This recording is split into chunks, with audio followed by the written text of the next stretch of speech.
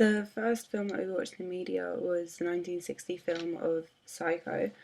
It was directed by Alfred Hitchcock, and he used he came up with a lot of theories about conventions of horror, as he was one of the first people who started making those films in that genre. Um, he came up with the false plateau of calm, which he uses a lot in Psycho. For example, when Marion is in the shower, you get a sense of calm because of the water and it's a very calm setting.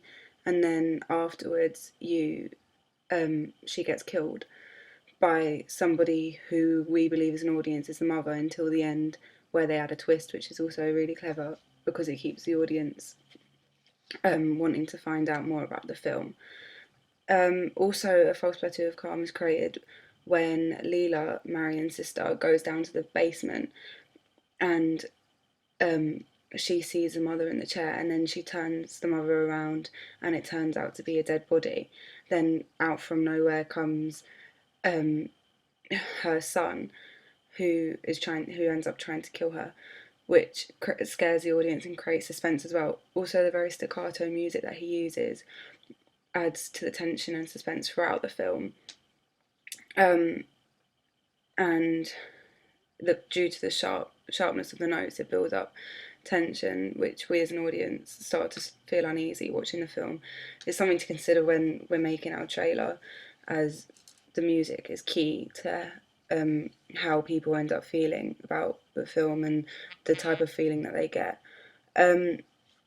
Also, when one of the shots that I really liked was when Marion is in the car escaping with all the money, and you hear over the top the voices of conversations that are happening between other people, like her boss, when they realise that she's stolen the money. I think this is a really good way to portray what is happening outside of the scene without boring the audience with those characters in the scene there.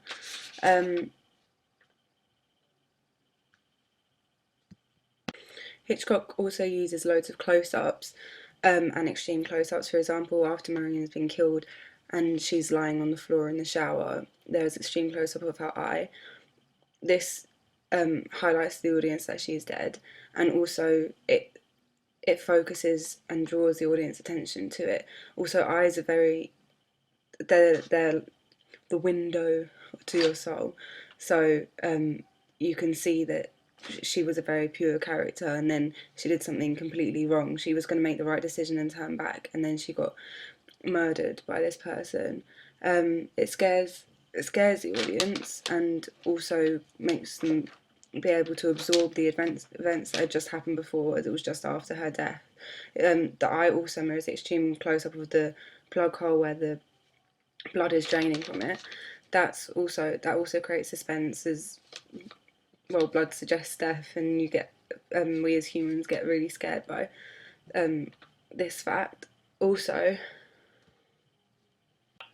the use of close-ups in his film allow us to really connect with the audience and feel their pain, or feel how frightened they are as well. It allows us to empathise with the characters and really grasp the film. This keeps us as an audience really intrigued. It's something that we should really consider using quite a lot of throughout our trailers, so that the audience really engages with it. Another thing that is used quite a lot is either tilted up shots or tilted down shots. Tilt up shots are always to the killers. For example, Nathan, whenever you see him, he would have a tilt up shot because he is the murderer, along with his mother, who is part of him. And then whenever you see people like Marion or her sister Leela, they're very tilted down shots. The same kind of thing with Status and the detective. You always have them tilted up and the women tilted down. It was a very segregated time, so like women weren't treated as equally as men as well, and they were generally in films of those times, women would be the victim. Now that's slightly changed, so we could consider it to the tilt down and tilt up shot to who we think should be in more superior power and who we believe to be the victim. We could challenge the traditional convention of the woman always being the victim and make her the hero instead in the trailer. The mise-en-scène in Psycho is used really well. Like, there's a motel that is completely empty next to a big house which only has his mother in it. The big oversized house makes the audience feel really isolated because they're all alone in the film, like much like the victims. Also, the empty motel and the fact that it isn't near the road anymore makes you really scared for the character, because it means that nobody will be able to hear them scream from anywhere.